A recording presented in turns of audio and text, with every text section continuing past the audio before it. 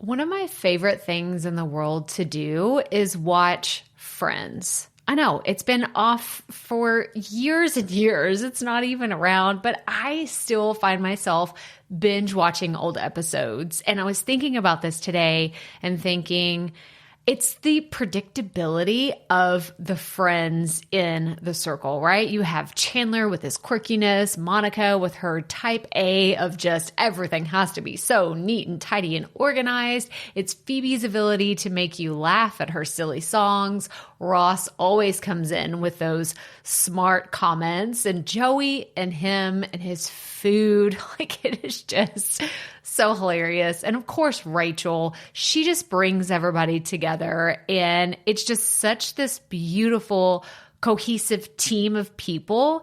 And it's why I wanted to come on and share with you today that I have an opportunity for you to find your friends in the content creation space. So if you are thinking about creating your first or your next digital course, I don't want you to miss this opportunity because Amy Porterfield just opened the doors for registration for her Course Confident Bootcamp. And I'm actually offering a special bonus for anyone that registers for the Course Confident Bootcamp through my special link. So I want you to go to crystalprofit.com/Amy-bootcamp to register. That's crystalprofit.com/Amy-bootcamp. And what you're going to find when you get there is I have this special bonus private podcast series. It's called Money Mindset for Creators. So I want you to go register for Amy's bootcamp, download the podcast, and immediately start listening to it, because what this training is set up to do is to help you get your mind right about monetizing your content, making money so that you can fuel your content creation dreams. So go to crystalprofit.com/Amy-bootcamp to register for Course Confident. And I cannot wait for you to find your friends and find the people that will be there for you. Do you see what I did there? Yeah, nice little friends segue connection. Go to crystalprofit.com/Amy-bootcamp. And I cannot wait to see you inside. Okay, let's get into today's episode. Hey everyone, and welcome to the Rookie Life Podcast. I'm your host, Crystal Profit, and I want to say thank you so much for joining us here today for episode number 12. Okay, rookies, I recently had the opportunity to speak with someone who's a self-proclaimed millennial, who's done some career hopping and soul searching, but whose bravery has absolutely inspired me. But get this, she didn't even know the things that she was doing were that courageous. She just thought, hey, I'm just living my life, making the best choices that I know how, when in reality, she was taking giant leaps of courage to create the life that she wants. So today, I'm really excited to introduce you to someone who is right in the thick of her rookie journey. And although she may not know it yet, her story is going to inspire so many people. But if you're new here and you're wondering what other fun things we talk about here at The Rookie Life, well, let me tell you. We focus on what it means to start something new, even when you have no idea where to begin, how to develop new skills in all areas of your life, and how to find that it factor that'll keep you motivated every single day. So join us as we dive headfirst into what it means to be a rookie. Come on, rookies, we all have to start somewhere.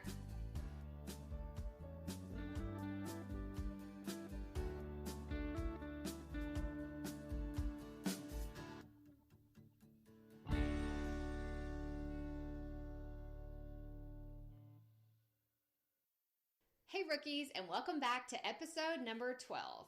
Before we dive right into the awesome story I have to share with you today, I wanted to let you know a couple of things. The first is I wanted to remind you that we always provide the show notes for each episode. So if you're interested in learning more about any of our guests, then visit crystalprofit.com/podcast. That's Crystal with a K and Profit with 2 F's and 2 T's to see the show notes for this week's episode.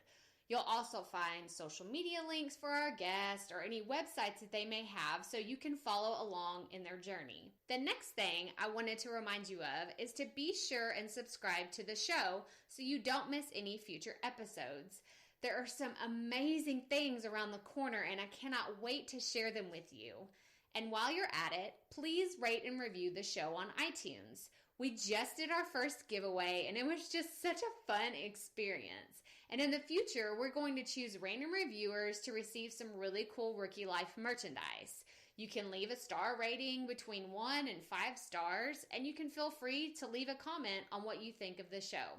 I don't want you to miss out on the opportunity to get some really cool stuff because who knows what the next prize will be. Okay, now that we've gotten all of that out of the way, let me introduce you to our special guest today, Nyia Morgan. And to start off, I thought I'd share some fun personal facts about Nyia. She loves hiking, archery, $5 movie Tuesdays, and spending time with her godchildren. She also has a deep love of animals, and she's looking most forward to getting a bearded dragon, some fish, and fostering dogs one day. Y'all love her already, right? Like, she's just so great. But Nyia's been living in the Houston area for about 3 years, and she's categorized herself as taking the typical millennial career route. While she has degrees and certifications in massage therapy and wellness, that's not what she practices today.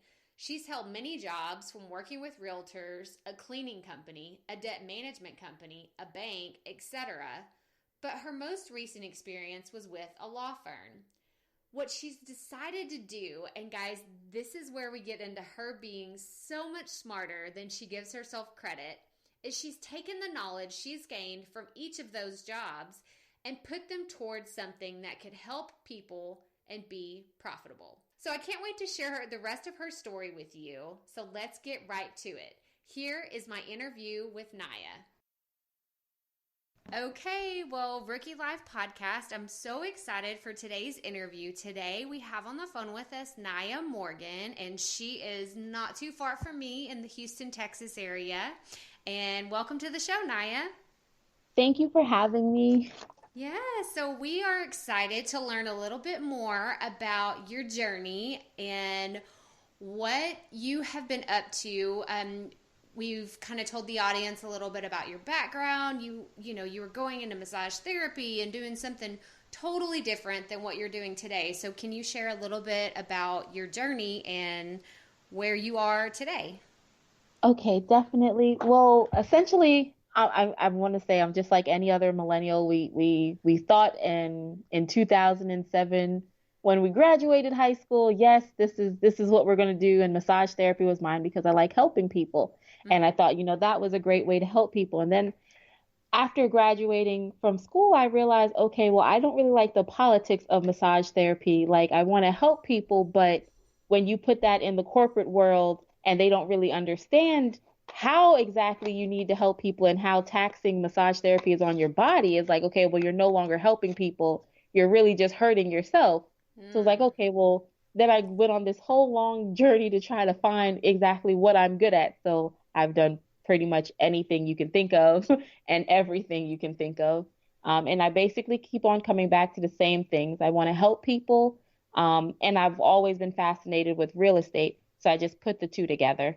That's awesome. Well, I mean, at least you know yourself and you know that, what is going to make you happy and you can identify, because honestly, I think that that's part of the number one important thing to know is when you're unhappy or when something you're doing doesn't make you happy anymore, even if it's something that you love, like that's, I think that takes a lot of courage to be able to kind of step back and say, okay, let's reevaluate the situation and see, what's really going on. So were you working for, I guess, a corporate massage chain, or was it like an individual, like, because I know I've been to some where it's, a group of masseuses that work together. Like, what was your environment like?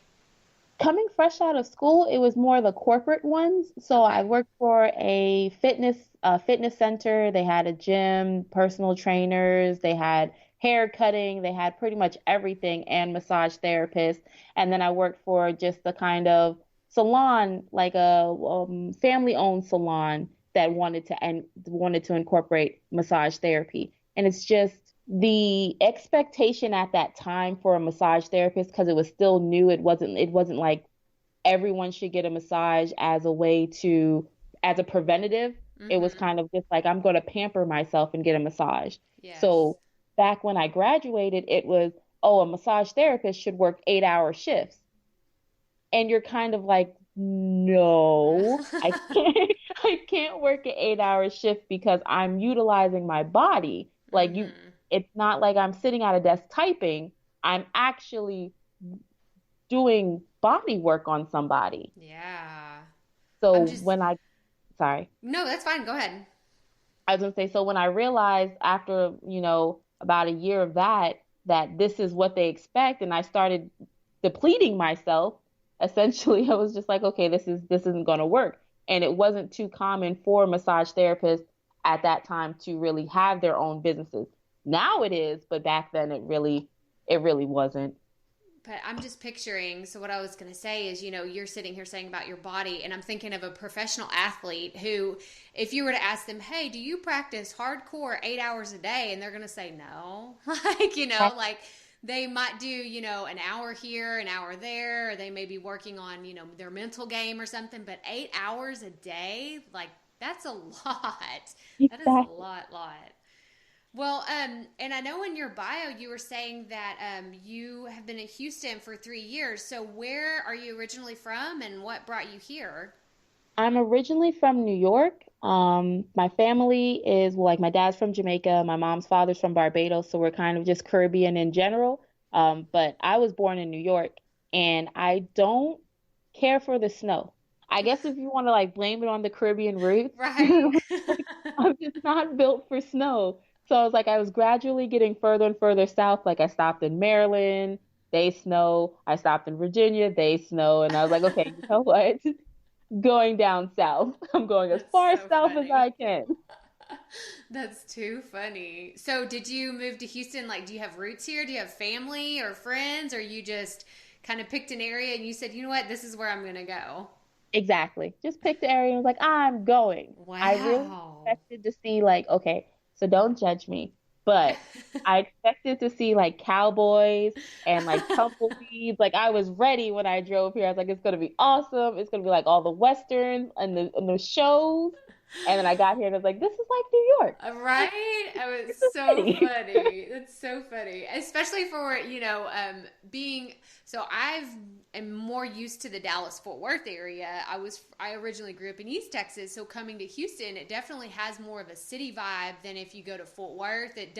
You do have that country feel and the cowboys and everything like that. And you go to West Texas, woo, that's where you're going to find the tumbleweeds and all that stuff. So yeah, coming to Houston, it is very city here, but it's great. I love how culturally diverse it is here, and it's so much fun to see just the different aspects of the city, just the culture, the museums, the music. Everything's really cool here. So I'm glad. I'm glad that you ended up here because this is how we met. Actually, is in a Facebook group. So I just think that that's so cool.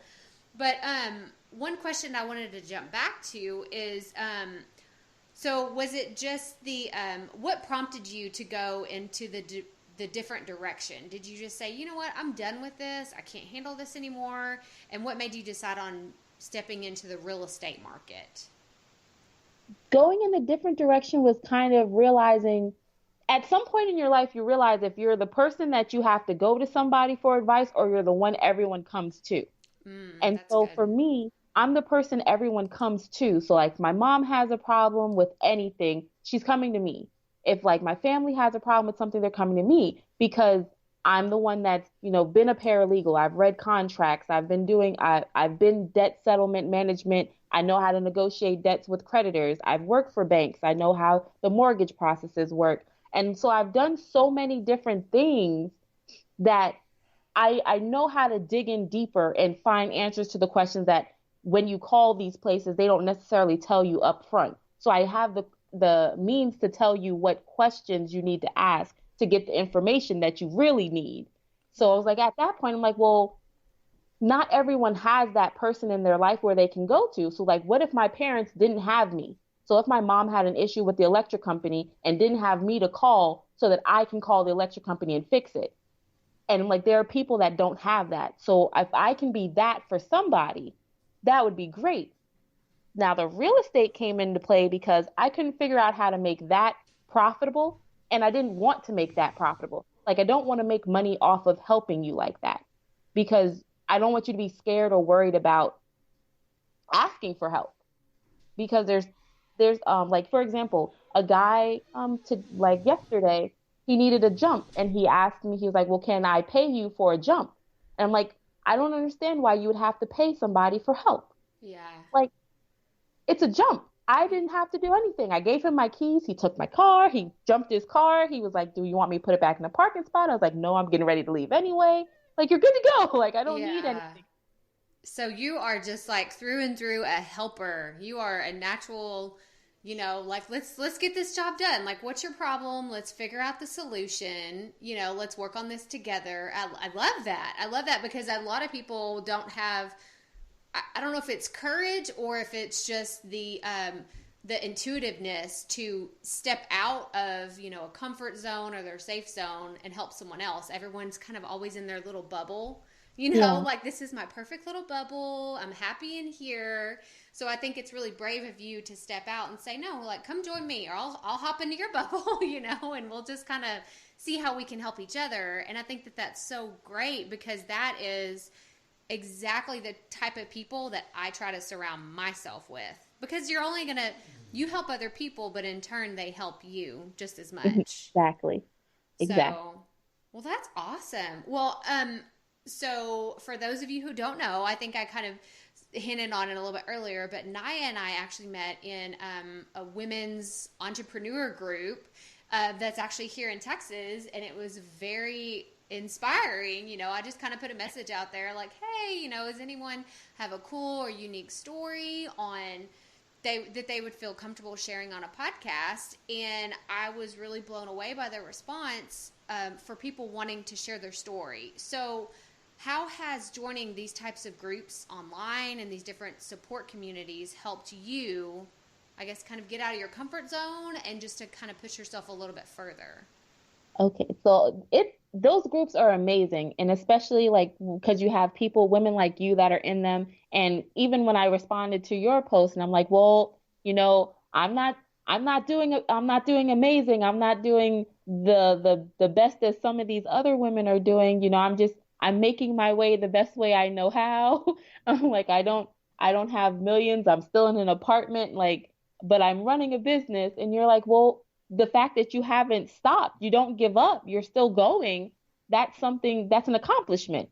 So these groups help ground you and help you to remember that everyone had to start somewhere. So just because you're not where you want to be or where someone else is, that doesn't mean you're not doing an amazing job in your own sense.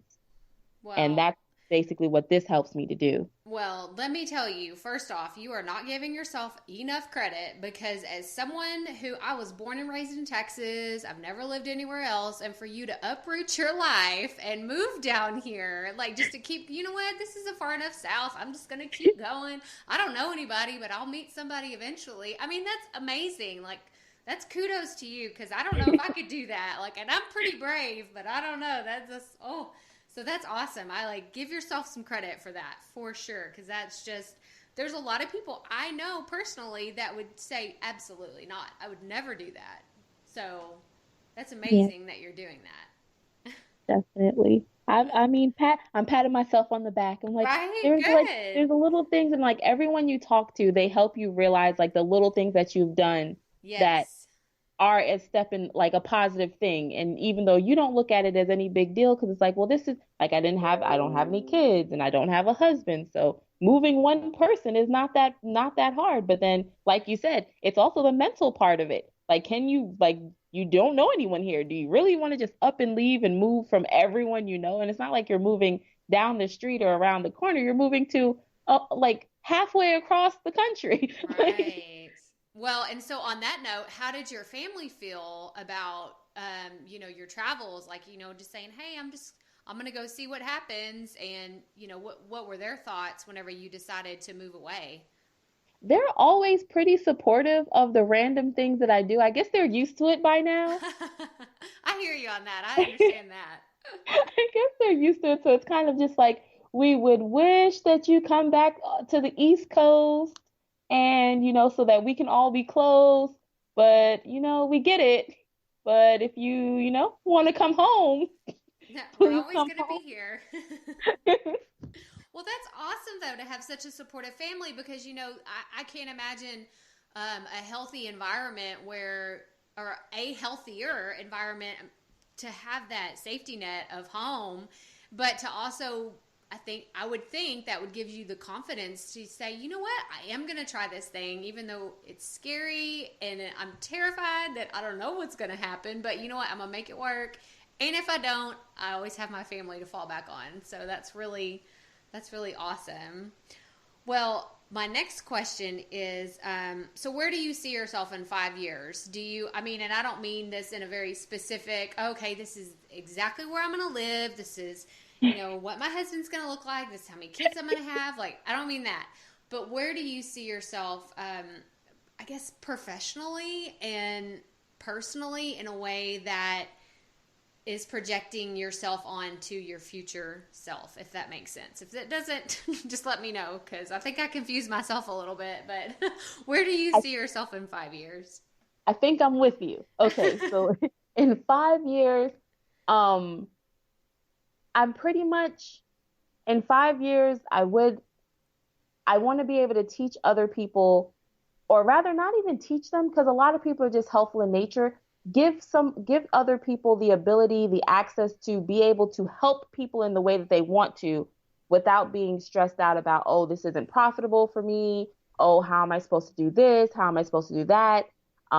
Personally, on a professional level, I want to be, of course, in a house, have my investment properties. Of course, I'm going to start flipping houses eventually here soon. And then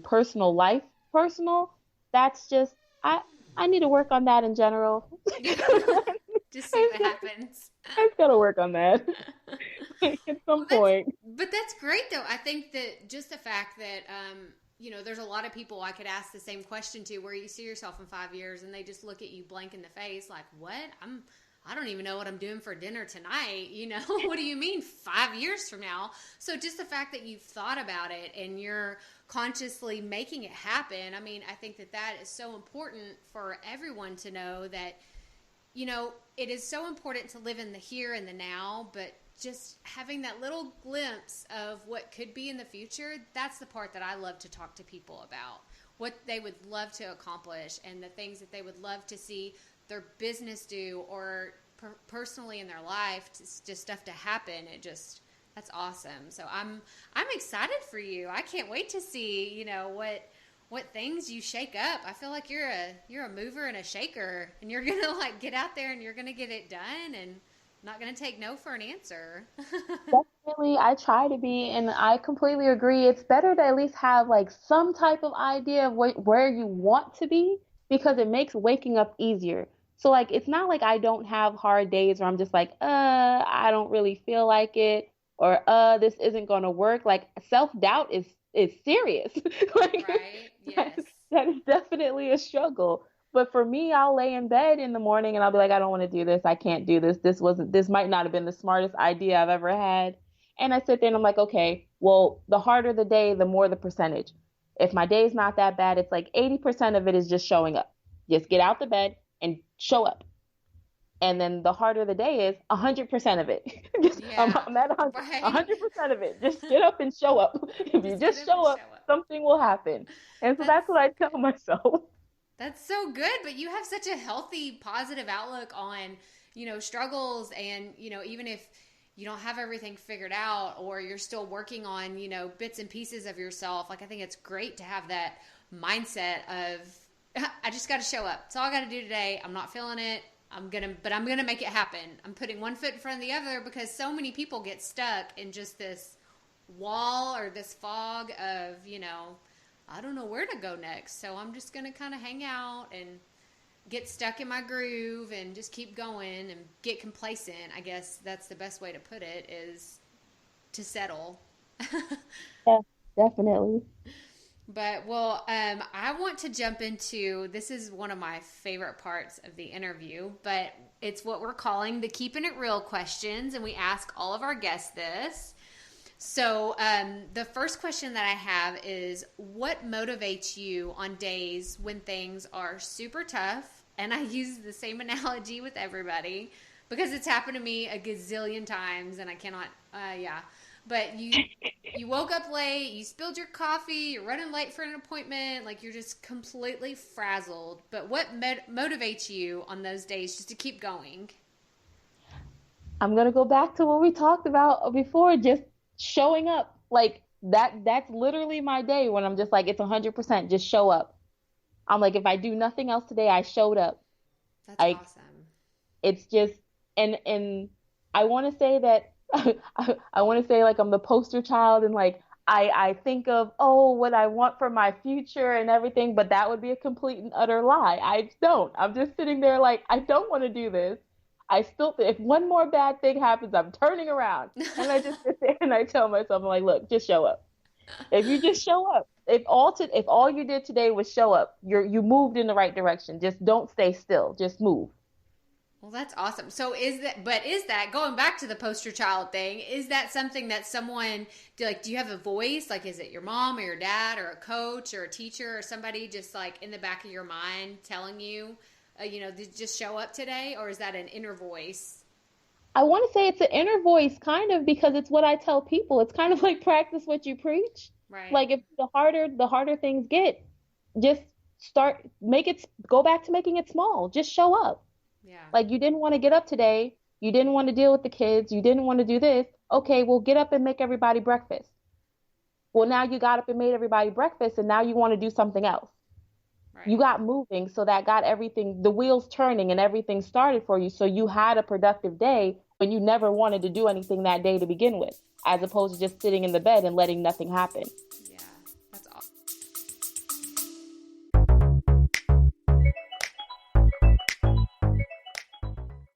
Being a woman in business comes with its own unique set of challenges, but also so many opportunities. We get ahead by leaning in to what makes us different from business as usual. I'm Samantha Hartley, host of Profitable Joyful Consulting, inviting you to a special 6-episode series exploring the experience of being a woman in business. You want to hear from women consultants who've hit $1 million, who sell 6-figure engagements, or who've broken their own revenue ceilings? Yeah, those are my clients, and they'll be sharing too. Join me for 6 must-listen episodes that tackle key challenges for women consultants. Follow Profitable Joyful Consulting on your favorite podcast app. Awesome.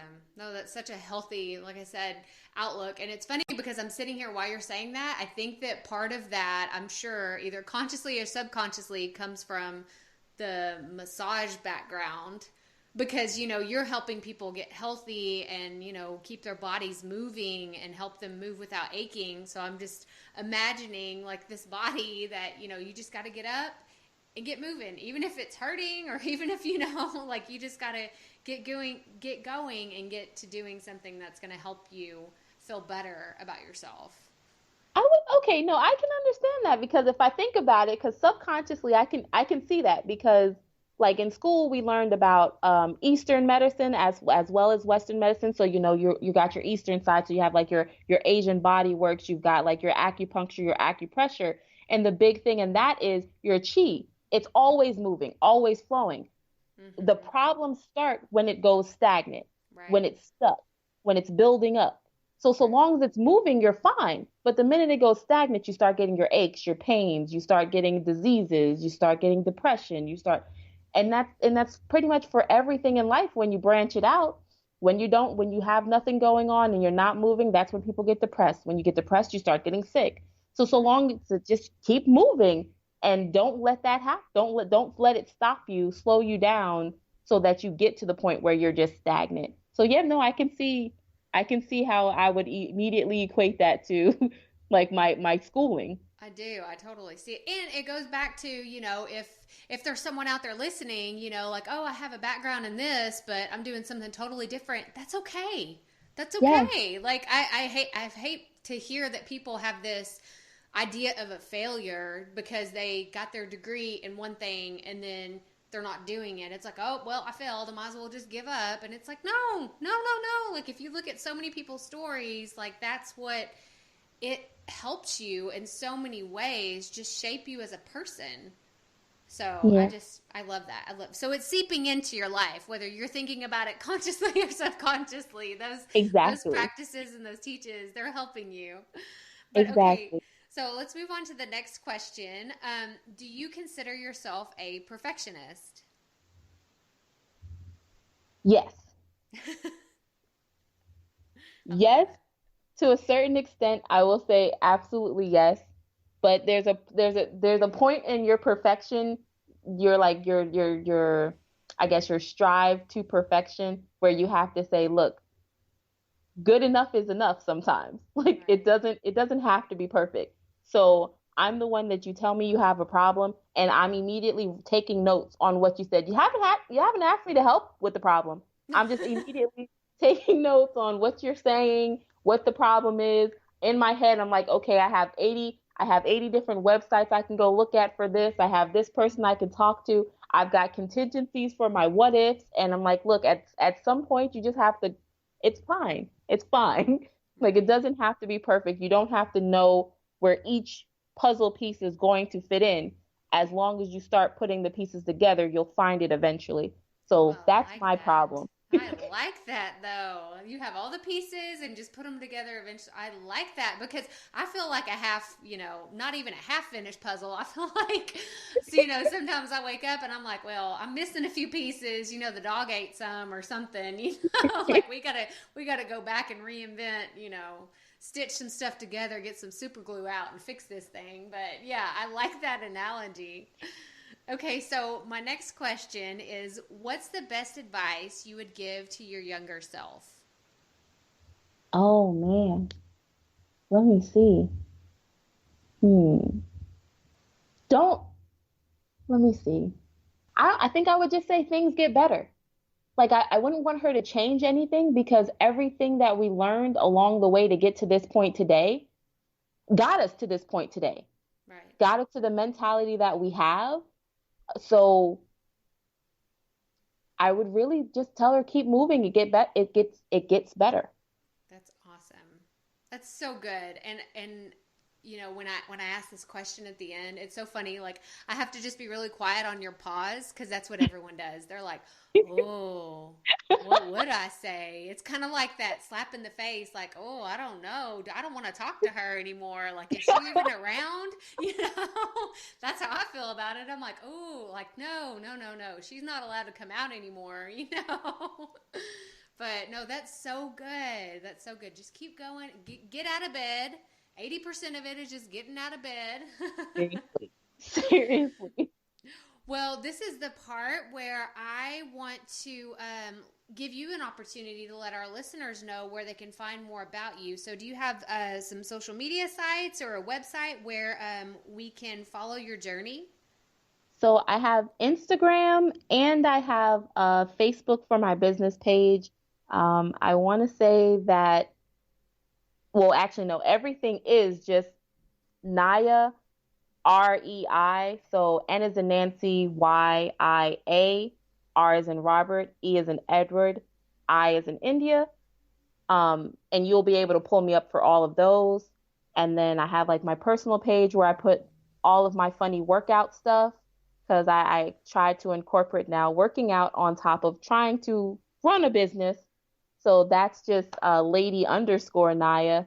And that's when I talk about how after my gym, after with my personal trainer, I lay down on my floor and I make a video and I'm like, I'm reevaluating my life choices.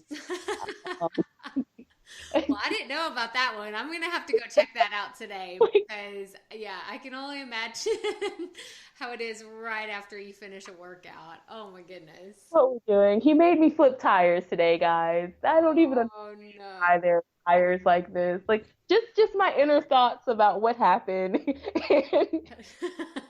That's awesome. And what parts of your body are either going to be so sore tomorrow or the parts where you're like, I don't even know if I need those anymore. They're like, my toes are just going to fall off. I don't even need them anymore. Exactly. Exactly. I'm like, I didn't even know these areas sweat. How do these areas sweat? They have sweat glands? What in the world? Oh my goodness, that's so funny. Well, Nyia, thank you so much for coming on the show today. We've really enjoyed having you. Thank you for having me. Y'all, wasn't Nyia's story so good? Just her courage to move across the country, first of all, to find her way or to find the warmest weather possible, inspired me in so many ways. Some of the major points in our interview were we talked about you need to keep going even when you aren't sure how the journey will turn out, and to have the forefront of helping other people always on the top of your mind, and that tenacity to keep learning new things along the way will just keep you going that much further. And bringing stories like Nyia's is what this podcast is all about. And so I wanted to give you one more final takeaway. Just show up. Just show up. That's it. And Nyia even touched on the fact that she doesn't feel like a total success yet, but she's making things happen. She isn't making her millions of dollars or running her company that she plans to just keep skyrocketing over the next few years. But she's not giving up either. And if you listen to any successful person out there, they'll tell you that the attitude of just showing up is the most important thing. Just keeping one foot in front of the other and just show up. Man, that's good stuff. Like, that's just such a good point to end on today. So that does it for episode 12. And remember to go check out the show notes at crystalprofit.com/podcast. Be sure to subscribe to the show and leave a review, and go check out Nyia's journey. So stay tuned for next week's episode, and remember, keep it up, rookies. We all have to start somewhere.